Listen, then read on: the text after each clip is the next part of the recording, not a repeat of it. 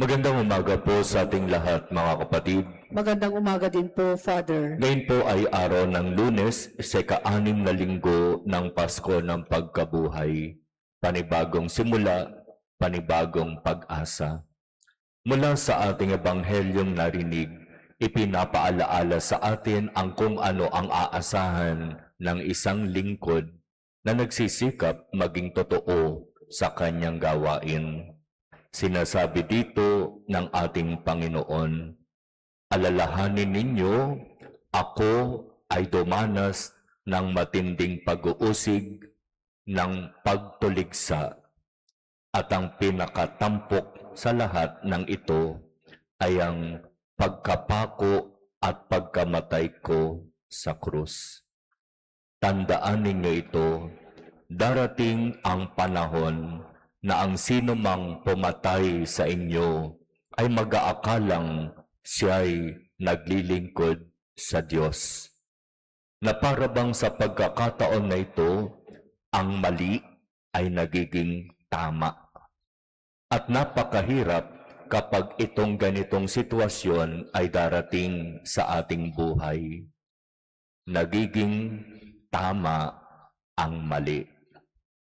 Isipin na lamang natin sa ating lipunan, sa ating komunidad, o maging sa ating pamilya at sa ating sariling pananaw sa buhay.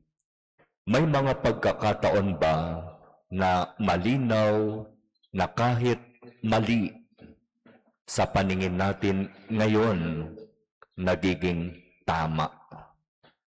Kapag ito ang umiiral sa ating lipunan, sa ating komunidad, sa ating pamilya, at maging sa ating sarili, talagang ito'y nakakatakot. Sapagkat nawawala na yung katotohanan, nawawala na yung parabang mahahalagang turo ng ating Panginoon. Ang pagpatay kailanman hindi tama, sapagkat ang buhay ay mula sa Diyos at siya lamang ang may karapatang bumawi ng buhay. Kaya kung sinasabi darating ang panahon na ang sino mang pumatay sa inyo ay mag-aakalang naglilingkod siya sa Diyos, ito para sa ating Panginoon ay malinaw na gawain ng hindi kumikilala sa Diyos. Malinaw na ang gagawa nito ay walang Diyos, kundi ang kanyang sarili lamang.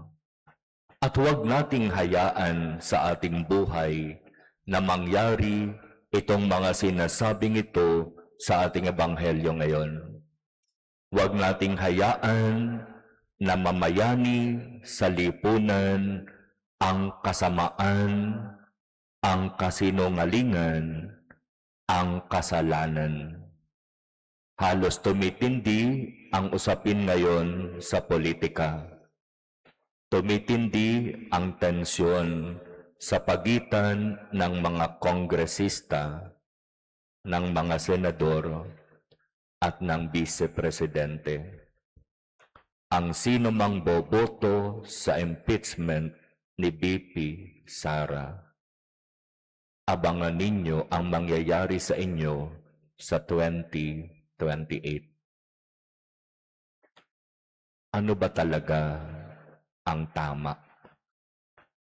Sino ba talaga ang nagsasabi ng totoo? Sino ba talaga ang paniniwalaan? Kailangan bang daanin sa pananakot? Kailangan bang daanin sa puwersa? Kailangan bang daanin sa mga salita na nagsasabi sa 2028, humanda kayo? Ano na nga ba ang prinsipyo na pinanghahawakan natin sa buhay? Talaga bang ang mali ay pinipilit nating maging tama. Talaga nga bang sa ating komunidad, sa ating pamilya, o maging sa ating mga sarili, mas pinipili nating gumawa ng mali at kinukumbinsi ang ating mga sarili na itong ginawa ko ang tama. Hingin natin sa Diyos ang kaliwanagan ng isip.